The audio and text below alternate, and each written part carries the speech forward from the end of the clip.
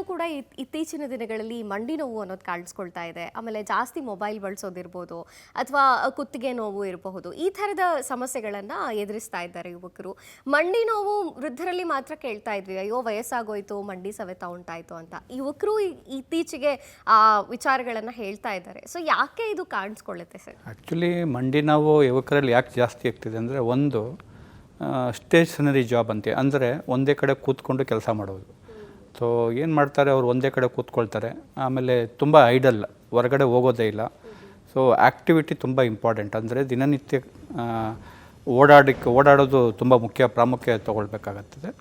ಆಮೇಲೆ ಇನ್ನೊಂದು ಎರಡನೇದು, ಕಂಪ್ಯೂಟರಲ್ಲೇ ಕೂತ್ಕೊಂಡಿರ್ತಾರೆ. ಸೊ ಕಂಪ್ಯೂಟರ್ ಮೇಲೆ ಕೂತ್ಕೊಂಡಾಗ 2-3 ಅವರ್ಸ್ ಎದ್ದೋಳೋದೇ ಇಲ್ಲ, 2 ಗಂಟೆ 3 ಗಂಟೆ ಎದ್ದೋಳೋದಿಲ್ಲ.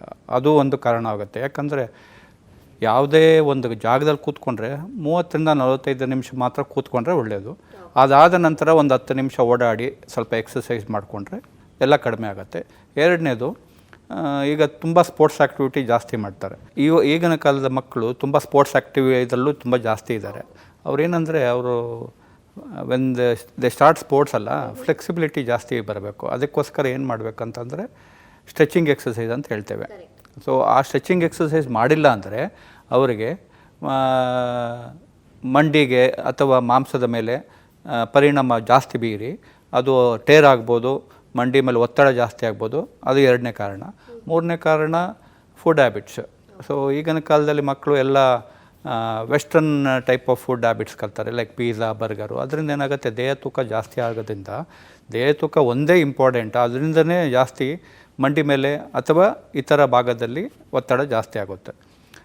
ನಾಲ್ಕನೇದು ಪೋಸ್ಟ್ ಕೋವಿಡ್ ಅಂತಲೂ ಹೇಳ್ತೀವಿ. ಪೋಸ್ಟ್ ಕೋವಿಡ್ ಆದಮೇಲೆ ಎಷ್ಟೋ ಜನಕ್ಕೆ ಆರ್ಥ್ರೈಟಿಸ್ ಬರೋ ಚಾನ್ಸಸ್ ಇದೆ. ಅಂದರೆ ಎಸ್ಪೆಷಲಿ ಹಿಪ್ ಜಾಯಿಂಟಲ್ಲಿ ಏನಾಗುತ್ತೆ, ರಕ್ತನಾಳದಲ್ಲಿ ರಕ್ತ ಎಪ್ಕಟ್ಟಿ ರಕ್ತ ಚಲನೆ ಕಡಿಮೆ ಆದಮೇಲೆ